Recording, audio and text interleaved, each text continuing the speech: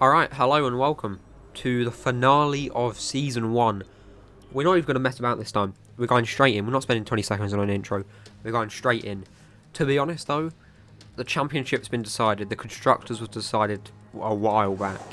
It's not going to be a very interesting race. And I would happily be taken out of it with an engine malfunction. But finishing our first time to lap for qualifying, I think it'll be our only time lap. We go wide a bit, but it's fine. You don't get any advantage. And we qualify P4.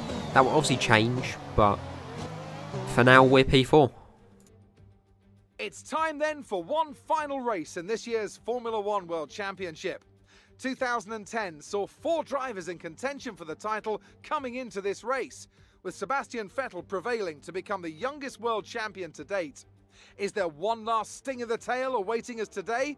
Well, it's time to find out. Here comes the Abu Dhabi Grand Prix. The drivers will be racing here at the Yas Marina circuit through 21 corners and a lap distance of just over 3.4 miles. There are a few opportunities to pass, with long straights and DRS zones in 2 places, turns 8 and turn 11. Plenty of close racing then, plenty of speed, and I hope plenty of drama to be found in the laps ahead.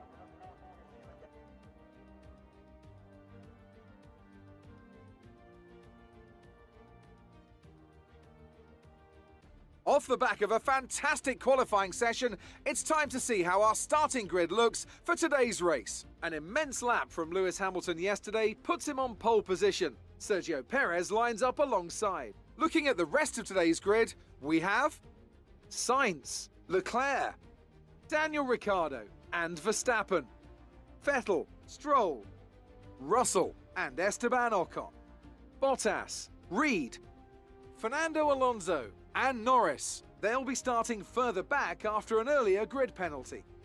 Mazepin, Aitken, Pierre Gasly and Antonio Giovinazzi. Mick Schumacher, Raikkonen, Latifi, they've taken a grid penalty, and Yuki Tsunoda. Which of these talented drivers will come out on top today? Let's aim for a strong finish to the season. Alright, we're going to go for a 2-stopper, soft to medium. I don't want to make it past lap 20, because I will cry myself to sleep. This is the most boring track ever. But anyways, without further ado, to round off the season to 5 red lights. The lights are out and away we go. We get a pretty good start, so does Bottas ahead of us. We get past him, the new Drivers' World Championship. We go for a dive down the inside of Russell here. We make a good move. Russell may not be staying at Williams for the end of this season, for the next season even. He's been performing very well. Going wide now to finish off lap 1. I hate that turn, and I hate this track. Aitken's in the pits. I don't reckon he'll have a second season in F1. Because we actually wobble a little bit there. One of my least favourite tracks.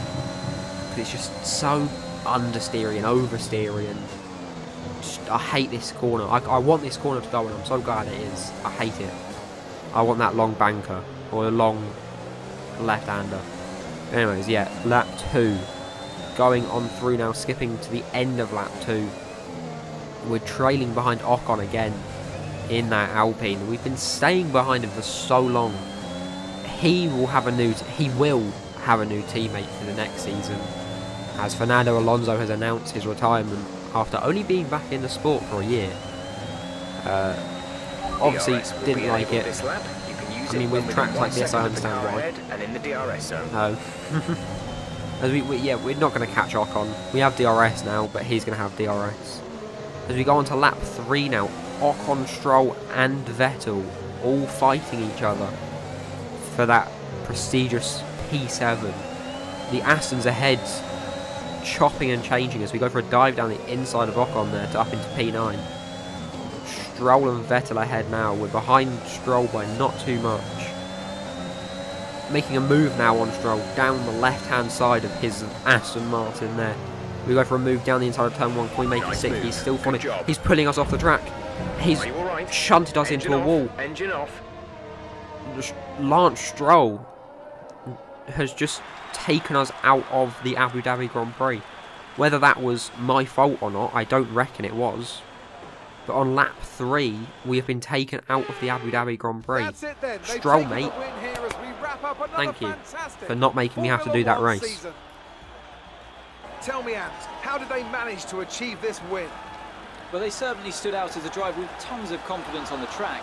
I think their ability to keep their cool, even during some of the more hectic parts of the race, meant they were able to capitalise on the mistakes of other drivers, giving them the opportunity to make their way to the top spot with ease.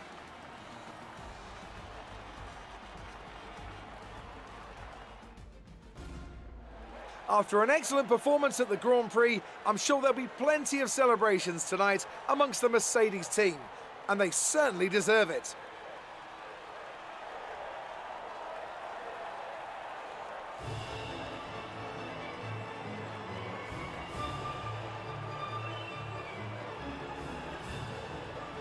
Well, that's the end of the season, but I was going to do this in its own separate video, but I guess we'll do all of the pre-season stuff now. So, going on to get a new teammate, because we're not keeping Aiken. I'm going to go for Mick Schumacher, because I think that's a safe bet. Shouldn't reject us. We just have to battle it out with Haas now in the biddings, but seeing as they can only afford 50p in a packet of quavers, we should be all good. All clear to get Mick Schumacher involved in our team. Haas surprisingly putting a fight up. They want to keep him. They really want Mick to be one of their drivers for next year. Whether Mazepin will be his teammate or not, whether we'll be his teammate or not, I guess we'll have to see. Constantly going under consideration, but they're putting up a fight. 5.7 million under consideration. They've put it up to 5.8. We put it up to 5.9. We want Mick. We have the money for Mick.